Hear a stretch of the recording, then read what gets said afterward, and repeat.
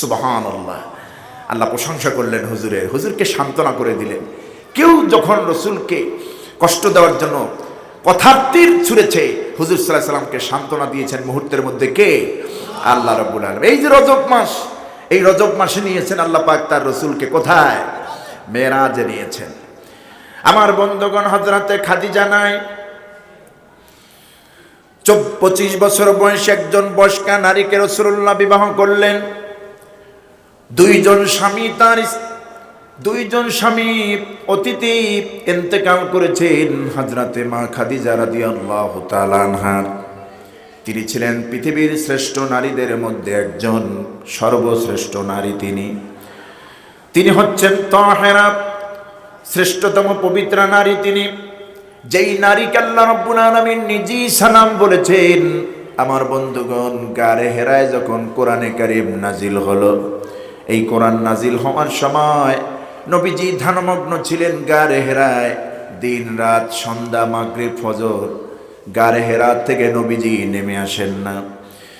ওই উঁচু পাহাড় জাবালে নূরে গারে হেরায় আমার মা উম্মুল মুমিনিন, পৃথিবীর সেরা নারী হযরতে খাদিজাতুল কুবরা রাদিয়াল্লাহু তাআলা আনহা, তিনি সকালে, সন্ধ্যায়, দুপুরে এমন কোনো প্রান্তিক সময় ছিল না ওই পাহাড় বেয়ে বেয়ে রাসূলুল্লাহর জন্য খাবার আর পানি নিয়ে যায় নাই।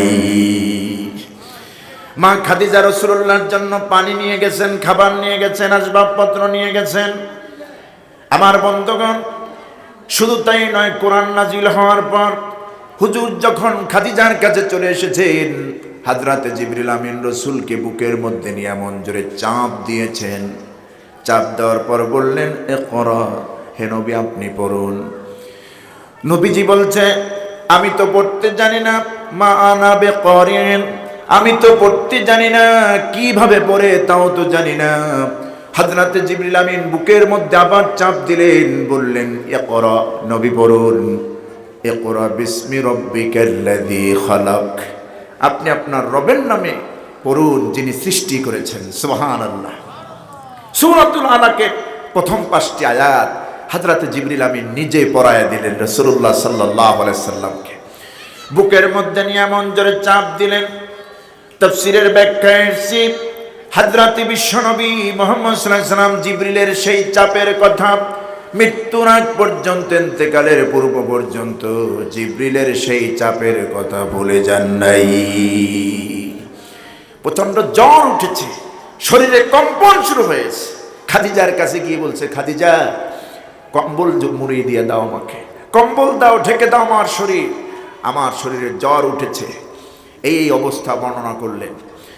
হুজুর সাল্লাল্লাহু আলাইহি সাল্লামকে সান্ত্বনা দিয়ে মা খাদিজা বললেন, ইয়া রাসূলুল্লাহ, আল্লাহর রাসূল, আপনি নিশ্চিন্ত থাকুন, যে বিষয় আপনার উপরে প্রভাবিত করেছে, যা এসেছে আপনার উপরে, নিঃসন্দেহটা ভালোর বার্তার সুসংবাদ আপনার জন্য।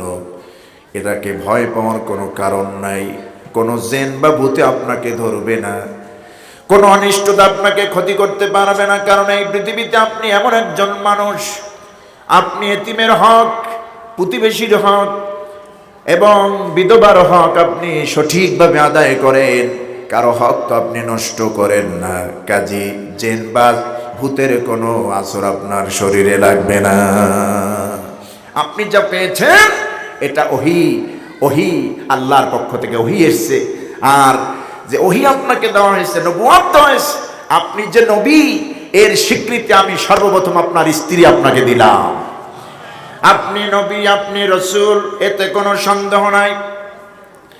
এমন একজন নারী হযরতে খাদিজা, যিনি রাসূলুল্লাহর রিসালাতের প্রথম স্বীকৃতি দানকারিণী একজন নারী। উম্মুল মুমিনিন হযরতে মা খাদিজা রাদিয়াল্লাহু তাআলা আনহা রাসূলের জীবনে এমন একজন স্ত্রী হয়ে এসেছিলেন। একটা বয়স্কা নারীকে রাসূল বিয়ে করেছেন। এমন একজন নারীকে বিয়ে করার পর হুজুরের জীবনটা ধন্য হয়ে গেল।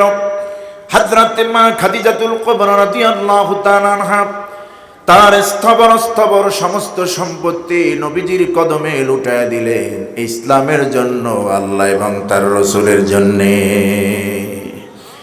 মক্কায় ধনাঢ্য মহিলা ছিলেন হযরতে খাদিজাতুল কুবরা রাদিয়াল্লাহু তাআলা আনহা। সুন্দরী তহেরা, যেমন সুন্দর তেমন চরিত্রবান একজন নারী ছিলেন খাদিজাতুল কুবরা রাদিয়াল্লাহু তাআলা আনহা। একটা বয়স্কা নারী, কিন্তু রাসূলকে এত প্রেম দিয়েছেন, ভালোবাসা দিয়েছেন, মহব্বত দিয়েছেন, এতখানি সম্মান দিয়েছেন।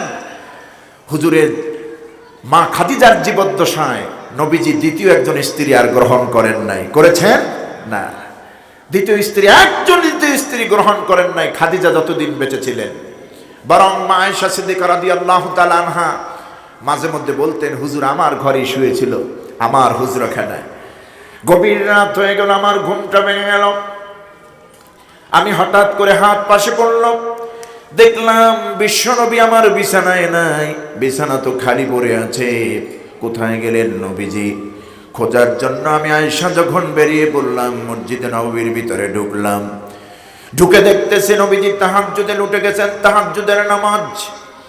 আল্লাহ রাসূল তাহাজ্জুদ পড়তেছেন, লম্বা সিজদা, লম্বা রুকু করতেছেন। এত দীর্ঘ টাইম রাসূলুল্লাহ সিজদায় চলে গিয়েছেন। আমার কাছে মনে হতো হুজুর বুঝি আর কোনোদিন সিজদা থেকে মাথা তুলবেন না। এত লং টাইম সিজদা করলেন, রুকু করলেন, দাঁড়ায় রইলেন। নামাজ শেষ করে রাসূল যখন হাত তুললেন, আল্লাহ, যেদিন কিয়ামতের ময়দানে মা তার সন্তানকে চিনবে না, বাবা তার ছেলেকে চিনবে না, ভাই তার বোনকে চিনবে না, স্বামী তার স্ত্রীকে চিনবে না। আয় আল্লাহ, কঠিন কিয়ামতের ময়দানে, কঠিন ময়দানে মাহশারে সবাই যখন সবাইকে ভুলে যাবে, আমি আমার খাদিজাকে যেন হারিয়ে না যাই। সুবহানাল্লাহ।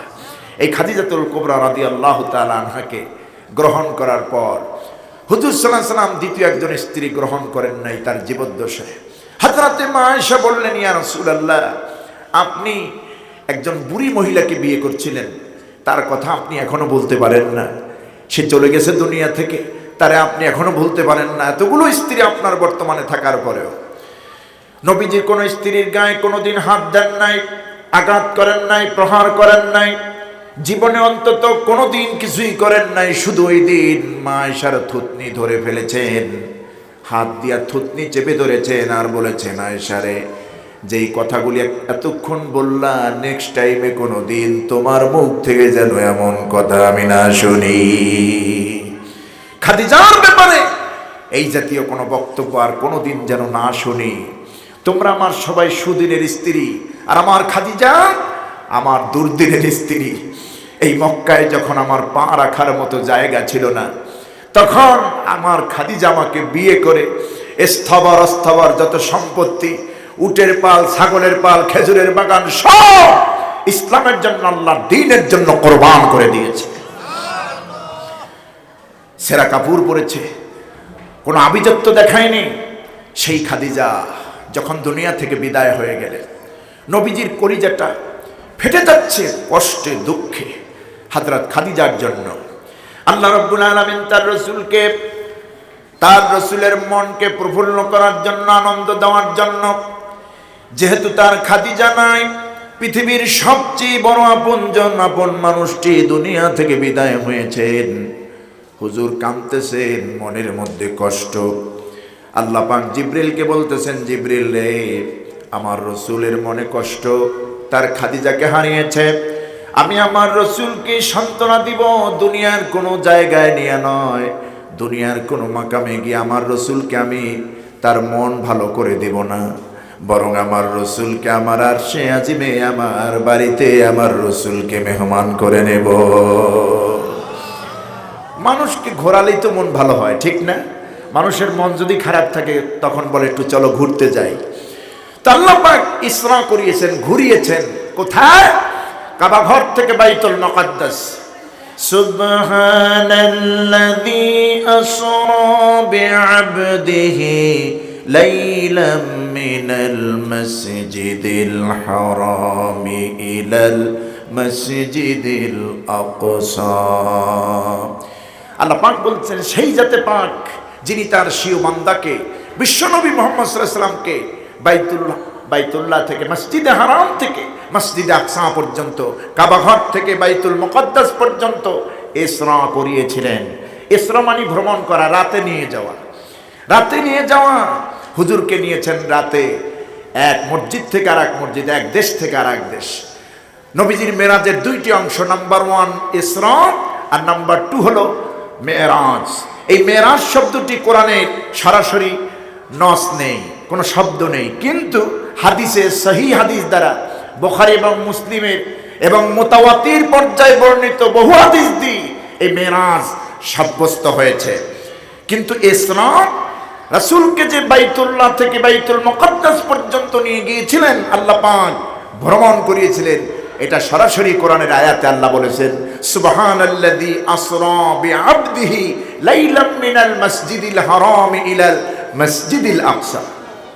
সে আল্লাহ পাক যিনি তার স্বীয় বান্দাকে কাবাঘর থেকে বাইতুল মুকদ্দাসে ইসরা করিয়েছেন, ভ্রমণ করিয়েছেন। যাই হোক, এরপরে আল্লাহ পাক বাইতুল মুকদ্দাস থেকে 7 আসমান পার করালেন হুজুরকে। এরপরে সিদরাতুল মুনতাহা টেক করে আল্লাহর আরশে আজিমের মেহমান করলেন। এটা কেন করলেন? হযরতে রাসূলকে তার অন্তঃকরণে শান্তি দেওয়ার জন্য, হুজুর যেন মনে কষ্ট না পান, হুজুরের মনে যেন কোনো কষ্ট না থাকে, এই জন্য নবীজি, বিশ্ব নবী মুহাম্মদ সাল্লাল্লাহু আলাইহি ওয়াসাল্লাম, আল্লাহ তার পক্ষ থেকে মেরাজ দিলেন, আল্লাহর বাড়িতে মেহমান করলেন। জিবরিলকে বললেন, জিবরিল রে, দুনিয়ায় চলে যাও, আমার রাসূলকে আমার বাড়ির মেহমান করো, আমার বাড়িতে নিয়ে আসো। পৃথিবীর কোন নবী, কোন রাসূল আল্লাহর মেহমান হয়ে আর সে মুআল্লায় যেতে পারে নাই, আমার আপনার রাসূল গিয়েছেন। সুবহানাল্লাহ। আল্লাহ পাক তার হাবিবকে মেহমান করেছেন তার বাড়িতে, তার মনটাকে ভালো করে দেওয়ার জন্য, ফ্রেশ করে দেওয়ার জন্য, খাদিজাকে হারিয়ে যেন কষ্টে না ভুগে, কষ্ট না পায়। আল্লাহ পাক 1 সেকেন্ডের জন্য তার রাসূল কষ্ট পান, এটা তিনি সহ্য করতেন না, আয়াত নাজিল করে দিতেন, আয়াত নাজিল করে দিতেন, হুজুরকে সান্ত্বনা দিতেন। আবু জেহেলের জবাবের প্রত্যুত্তর আল্লাহ রাব্বুল আলামিন বলছেন, ইয়াসিন ওয়াল কোরআনিল হাকিম, হে নবী, প্রজ্ঞাময় কোরআনের শপথ করে বলছি, আবু জেহেল যা বলছে এতে মনে কষ্ট নিয়েন না।